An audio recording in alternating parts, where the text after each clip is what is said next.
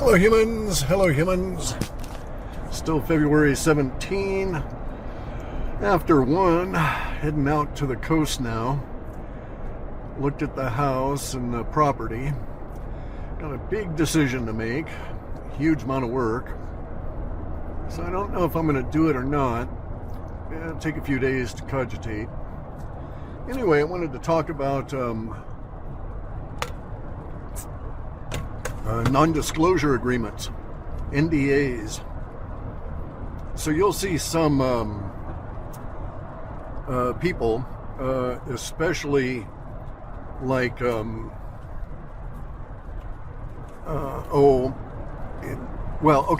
people are gonna, some of the grifters will alibi their situation by, whenever it gets too close to shit that's real, they'll pop up and they'll say, oh, I can't discuss that. It's covered under an NDA. I've got an NDA, non-disclosure agreement. And mostly it's bogus. None of these people have not, NDAs, in my opinion. And if they do, they can quite legally prove that. Because all the NDAs always allow you to talk about the document itself, okay? So that legally, if you were hauled into court, or in some circumstances like that, you could be pressured to discuss the document, even not necessarily discussing the contents of the document or what the document actually covers. So I've been under NDAs relative to design and coding work for companies, and usually for me it's always been associated with intellectual property, right? So so I do not believe that Charlie Ward has an NDA preventing him from discussing certain aspects of the QFS, okay, or medbeds or whatever the fuck. I don't believe that anybody would sign an NDA with him, and it would be tedious beyond understanding to negotiate that with him. So when I had an NDA with a private company that was in the telephone business, and they were thinking about hiring me, and we wanted to discuss, certain aspects of my work, and also, sort of like guard certain aspects of the work from being discussed, and so they wanted an NDA on what would become their intellectual property. That took 4 days to negotiate, right? It was just tedious beyond understanding. That's 4 8-hour days, other than, well, even at lunch, because I was going out and having lunch with the lawyers, and we were talking about it then. So 4 damn days. I hate NDAs. Because if you're in the business, you need to have that thing as tight as possible. You can't have a broad NDA because you could be, because then it's open to interpretation as to whether or not you actually violated the terms, and sanctions could be imposed against you. And so bear in mind, NDAs are the ability to sue somebody. So if you talk about something in an NDA, well, and your NDA was with the government, well, the government can sue you, but they can't come and arrest you for talking about it or anything like that. There's no criminal penalties for discussing something under the NDA. It's all a civil kind of a lawsuit thing. And usually, so in my experience, I'll have to say my experience because I don't know usual, right? But in my experience, and I've worked for local, regional, state, and federal government. And I worked for foreign government. All of those were covered under NDA because I was doing development. I was writing software. And they take forever to negotiate on these things, right? But you can talk about the NDA itself. You can say, yes, I have an NDA. Sometimes you have to say the other principal, the other party in the NDA, can't be released due to the terms of the NDA, right? In other words, who you had signed the contract with is covered by the NDA, and you can't talk about it. And that's legit, but usually that's not the case. Usually you're allowed to talk about it, and in case, so for instance, if I was sued if a company I was working for got sued and I got roped into the suit, because of intellectual property violations or whatever they were being sued for, then my NDA with some other third-party company has to be respected, even in that court case. And so we have to skirt around those things that are covered by that NDA that can't be discussed.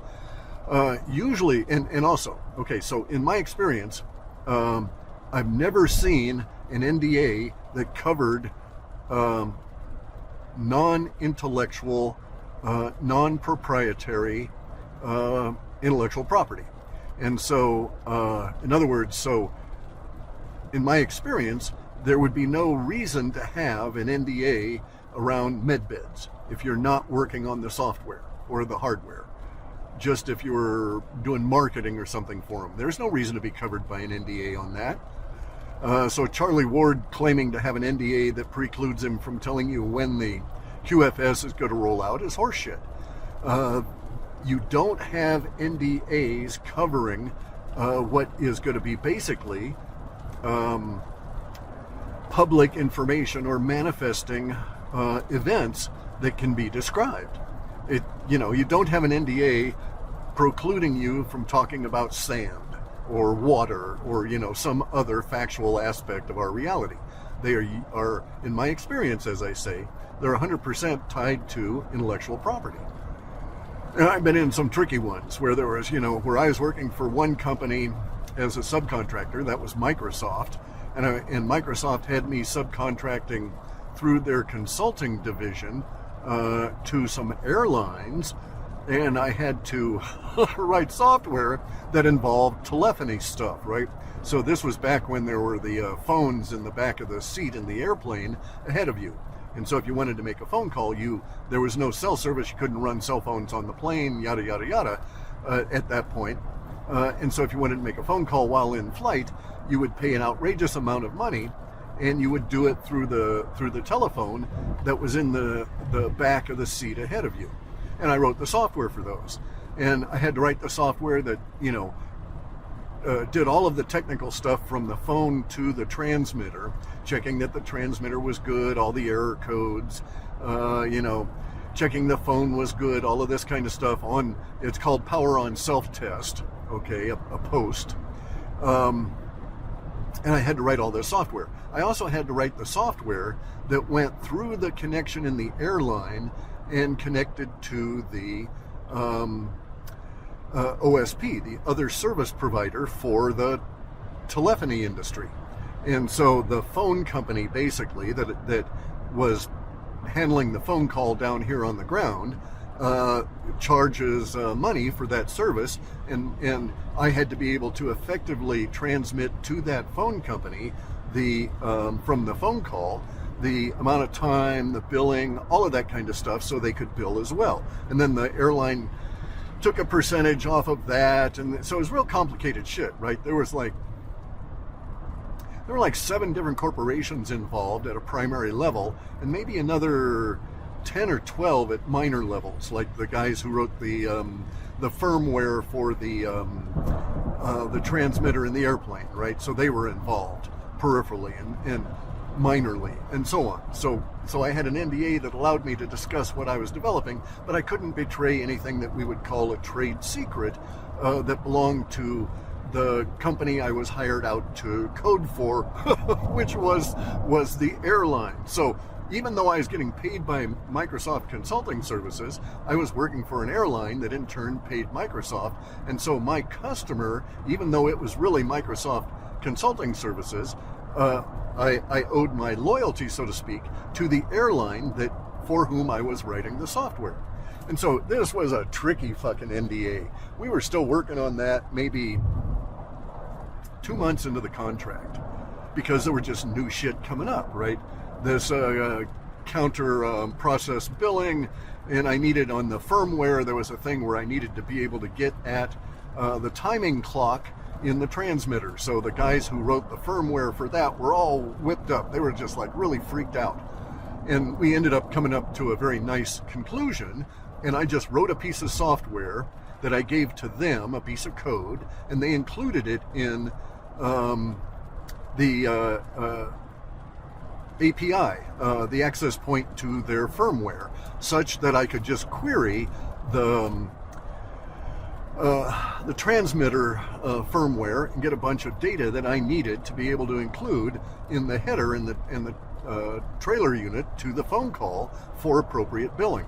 Bearing in mind that we're billing every 6 seconds, right? That's the way the telephony industry worked on landlines at that time, was that they would bill on a 6-second increment. It's really complicated shit, guys. There's all kinds of laws. There's international laws, state laws. There's taxes involved there. You have to slice and dice the taxes. And this is no joke. You have to slice and dice the taxes based on what state you're flying over while that phone call is being made. So I needed to know. It was a really fascinating chunk of software to write. And it's too bad they don't have those phones in there, because it worked really, really, really well. But you needed to find out where you were geographically, such that you could know what state you were flying over, such that you could know which tax ID had to be presented for the remuneration from that phone call, along with all the other shit going to the other service provider, the OSP. And so, like I say, it was really complicated. And it was just a hell of an NDA to negotiate. And there was always some stuff coming up. This developed and so on. So we'd have to amend the contract. So there must have been, I don't know, it was over 2.5 or 3 months. We may have had 20 or 30 revisions to the contract that all needed to be signed on, and revision dates and changes and so on all signed off on. And so it got really complicated, because I'd sign off on it. It might be 15 or 20 days later before we find out that the firmware guys weren't going to sign because of, some pissant little thing that was their concern that we didn't know about at the time that we were doing the NDA. so gene decode under an NDA? No, I don't think so, guys. That seems like horseshit. I've heard the guy speak on videos. He is not in control of his, it does not appear that he's in control of his thoughts and words to the level that would suggest that he's watching them because of an NDA, right? And also, you don't usually have, or they don't, in my experience, no one develops an NDA that's going to cover what will become public information. So you wouldn't put an NDA on people that were about, say, med beds. So say they existed, say the technological industry was there to create them. Bear in mind that a med bed would require not only solving the big issue of how to get the energy into the human body and in what form you needed it to be, but also how to control it. But say you solved all of that, you're still going to have a huge industry that's required to build these. You're going to have all kinds of hardware stuff, whatever the energy form is, the bed stuff you're going to lie on, all that's going to have to be medical grade. It'll all have to be examined, checked, double checked, and so on, theoretically, by the various aspects of government medical industry before it would be allowed to be out there. Bear in mind, you don't want to put somebody in a med bed version 1, hit the switch and turn them into, a French fry, right? You don't want to crisp them. So all this shit's got to be checked out. It's got to be seriously investigated. It's going to take years to do that.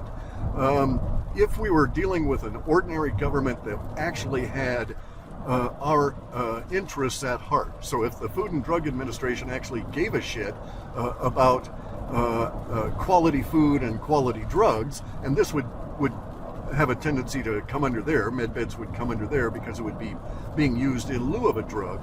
But even if all this stuff were solved, and there was economic interest for them to be forthright and really look at this shit and make sure it all worked, if that were the case, you might be looking at 10-year tests, 10 years of tests before they would say, okay, this version is allowed to treat for these things.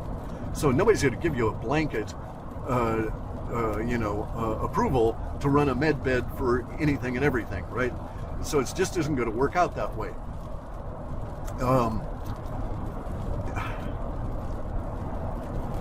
That level of scrutiny would preclude even talking to people like Gene Decode or having him involved. He's not very well educated, right? He may be acting as a low intelligence person, or he may really be a low intelligence person, right? So, like Phil Godlewski, he's a low intelligent person, and as is Corey Good, and they demonstrate this by the nature of the suits relative to the fact that they're grifting, and that their grifts are exposed by them suing people, not by them being sued. They were just so Phil Godlewski, if he had never sued the newspaper, it's like, hey, you know, none of this shit would have been out. All of the receipts in the movie that was made about him would not have bubbled up to the surface, and he could have continued his grift on for who knows how long, right? There were a lot of people pissed at him. I have heard anecdotally that people within the Trump organization were really irritated by this guy, and that irritation was growing fairly rapidly, and that they were doing small little moves to shove things along, right? In terms of show their displeasure, so to speak. So Phil would never have been exposed. He would still be happily grifting along. I don't know what he's doing now. He's probably having a major freak out. But the same thing is true of gene decode, right? You get up into your grift a certain level, and then if you start saying, oh, well, I can't talk about it because of an NDA, well, you're probably fairly close to the end of that grift being able to continue. It just in the way of the practical reality of everything here. Once you're at that level of alibying your words, then you're basically exposing the fact that you're lying just by continuing to lie about your lies. So anyway, so no, I don't think Gene Decode or Charlie Ward or any of these guys have NDAs. I thankfully have none. They're such a royal pain. You know, you wouldn't believe what it was like to have to walk around with. I had at one point in that telephone software gig, I had to walk around with like 65 or 67, something like that, pages that detailed the NDA, just in case I sat down, had a meeting with one of the other parties. I had to go to, it was a pain in the ass. I had to go to the appropriate pages that, told me what I was able to discuss with them and so on. And I had to be really careful about that. There was, you signed in such a way on these NDAs that, if you abrogated them, they would start censuring you and coming down on you right away, long before they sued you.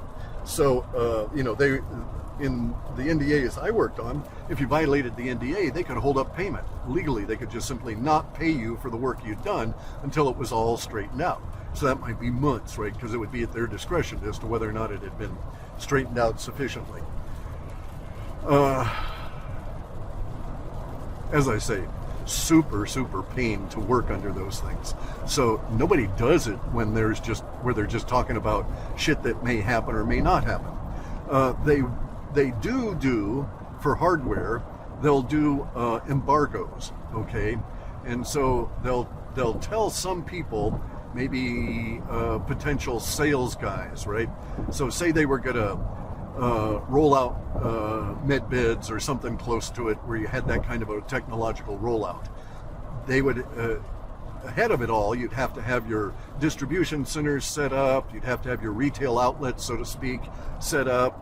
You'd have to have all this shit planned, you'd have to contact these guys, you'd have to have contracts in existence ahead of that, and they would put a form of a non-disclosure agreement that they would call an embarcadero, or an embargo, on the information that you were being told about your business here. And they have very solid levels of being able to enforce it, because they would, if you blew it, if you spoke about something you shouldn't, well, they would not use your firm. You wouldn't get the business. You wouldn't be allowed to sell the med beds, that sort of thing. They would take actions against you, and there would be repercussions. for fucking up and talking about stuff you should not have. And those repercussions would be so severe, you would not want to face them. But it wouldn't be a formal non-disclosure agreement under that title. They would have you have a contract, and I went through a bunch of these, okay, in the telephony industry where various aspects of it were rolled out. And I was working on the technical implementation of some of these rollouts, and the people we were working with were embargoed against speaking about what was going on until such and such a date, and or could be postponed based on circumstances. But it was basically you couldn't say shit about it until the primary contracting company that you were doing business with said you could. And you know, it would be in your interest to keep your mouth shut, beat the shit out of your employees, you know, fire them, you know, shove a sock in their mouth, whatever, just to keep them from shutting up, because you want that business, because this shit is going to be very, very, very lucrative and may well set you up for, you know, the rest of your business life, that sort of thing. So people just, you know, legit guys don't fuck around about it. Now, a lot of it, there's no NDA that I'm aware of that says you can't talk about the fact that you've got an NDA. You can say that you've got an NDA, and frequently, like I was saying, there are NDAs that you can't even talk about who are the other principals. But many of them are not an issue, right? So I could tell people I'm under an NDA by Microsoft Consulting Services, and I can't discuss that. And usually that ended it right there. I would usually say I'm unwilling to discuss it, right? So they would know that no matter how much they pressed on me, they're just not going to get any further. Microsoft and these guys liked me that way, right? Just because I don't give a shit what people think about me. I'm not going to respond to normal social cues to, you know, I can't be played in that regard. And I was really good at running projects that way and keeping them tight and everything under control.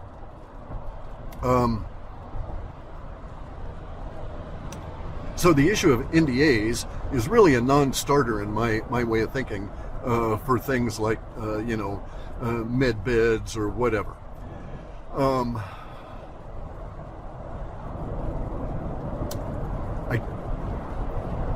It does not seem likely, does not seem real, does not seem realistic that any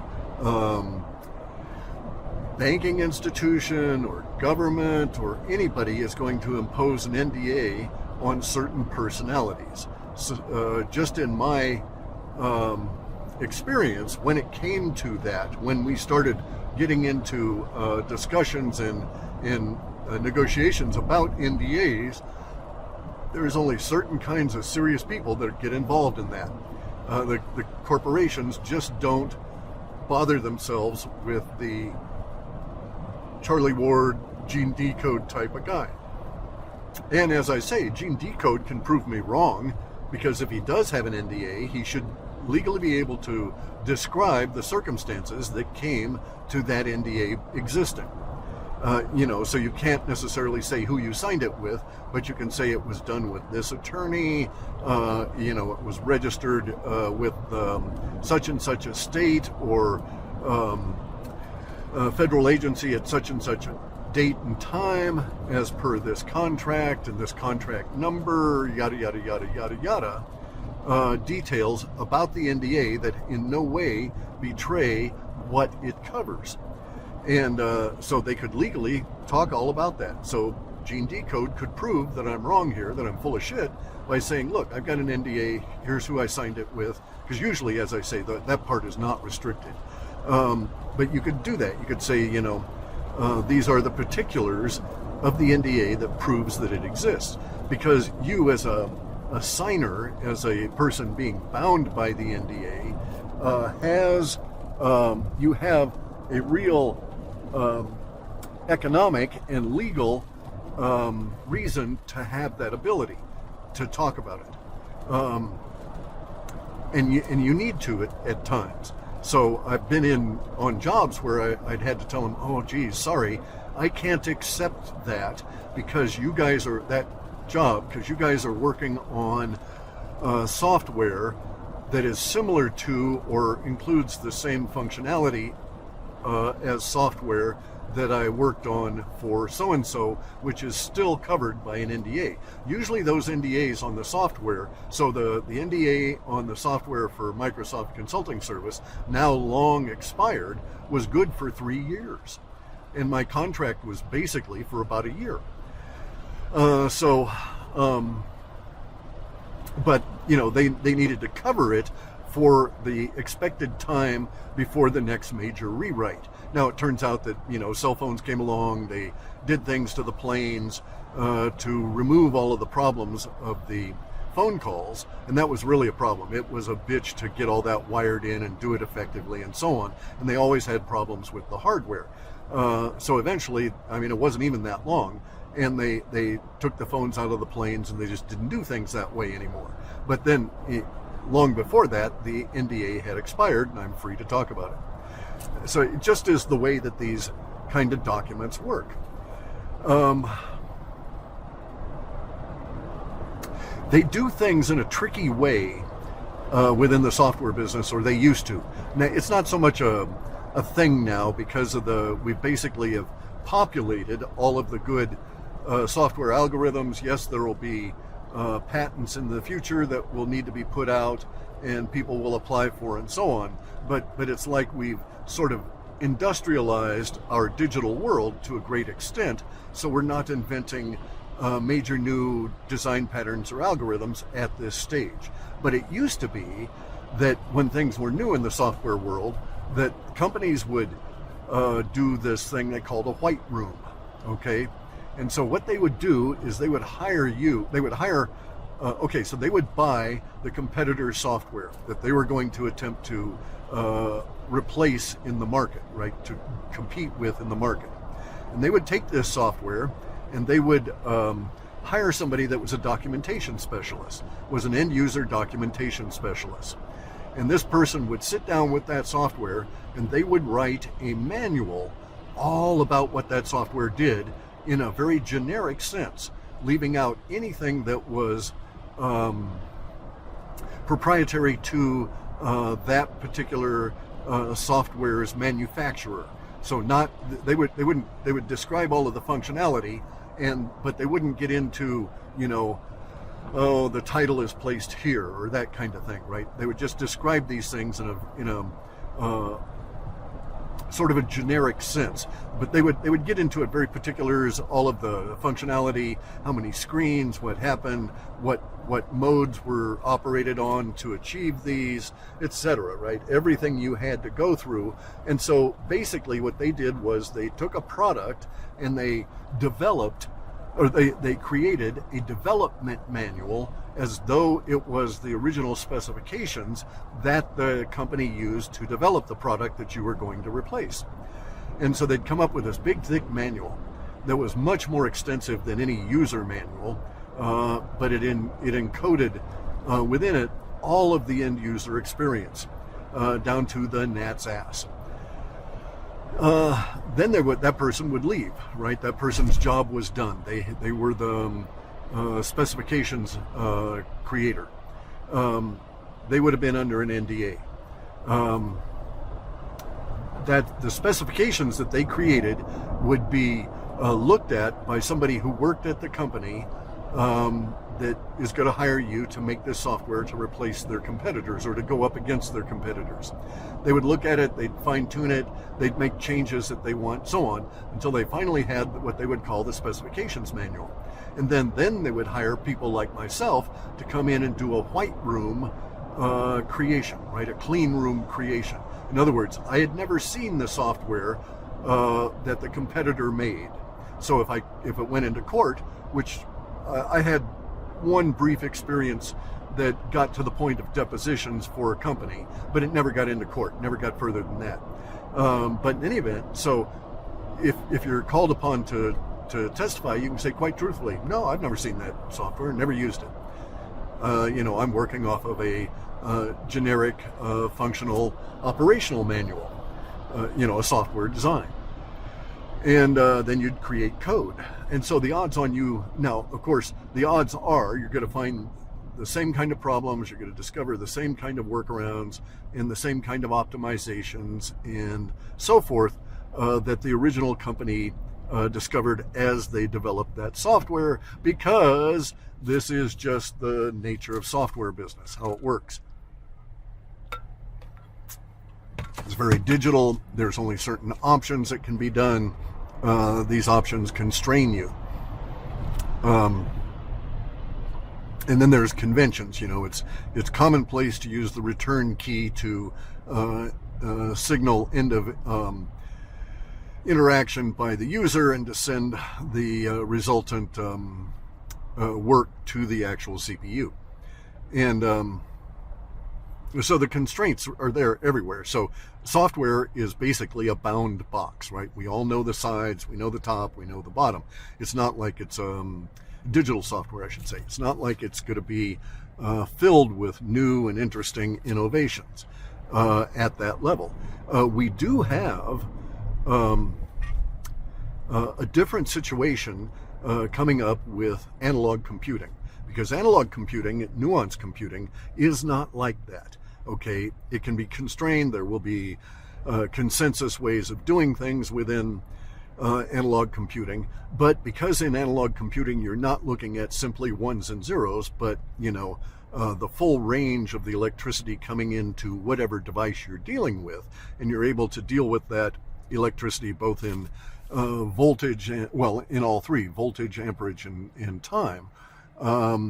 Analog computing will be really an open book. There will be lots and lots and lots and lots of places for innovation in there.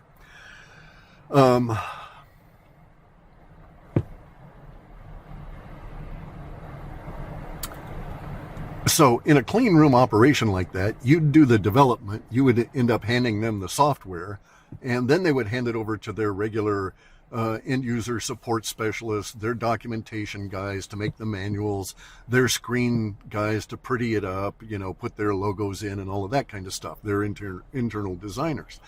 And you would have recreated an existing product, and without actually stealing any of that existing product, you would go for the same level of functionality. This was, I've done 2 white rooms. I didn't like them much. The constraints are almost as bad as NDAs. They were both under NDAs, but the NDA was quite broad. You can't say who you're working for, this kind of thing. You can't say who you signed the contract with, but you have all of these particulars. You can talk about the contract number, who originated it, who's paying you, et cetera, rather how the money is coming in, these kind of things, right? So you have particulars that you can say that establish that indeed you're not just bullshitting, you've actually got an NDA. And if it comes to that sort of thing in a trial, you can just bring the NDA in and, let the judge have a look at it, and they'll seal it. They'll keep a copy of it, but it'll be sealed and not able to be examined by most people. There will be some people that will be able to get at it, but most people will not. Anyway, so that's the story on NDAs, especially as relates to technology. So I would expect that there would be vast quantities of NDAs on the development team for medbeds, for the science team and all of this kind of stuff. But for the people that say they're in charge of rolling it out, no. That's horseshit. For the Charlie Ward, loose lips kind of guys, that's horseshit too. So anyway, these are all spurious claims by these individuals. It's kind of like the claimed it's like the stolen valor of Phil Godlewski, right? Stolen valor of Corey Good. They were claiming to be in the military when they were not. I mean, that, and you could be sued on it if anybody gave a shit and there was some, real reason to sue you for it, like they suffered damage or something that you could prove. You could be sued for these kind of statements. For making these claims, right? But also they're egregiously immoral to do. because of the nature of the people that have to suffer and go through the problems, that you're trying to steal status from them is what it really works out to. A terrible kind of thing there. I'm going to stop and get fuel here. I'll pick up on a slightly different subject here in a few minutes after I get onto the next leg of this return drive. There we go. Okay, I'll be back in a few minutes.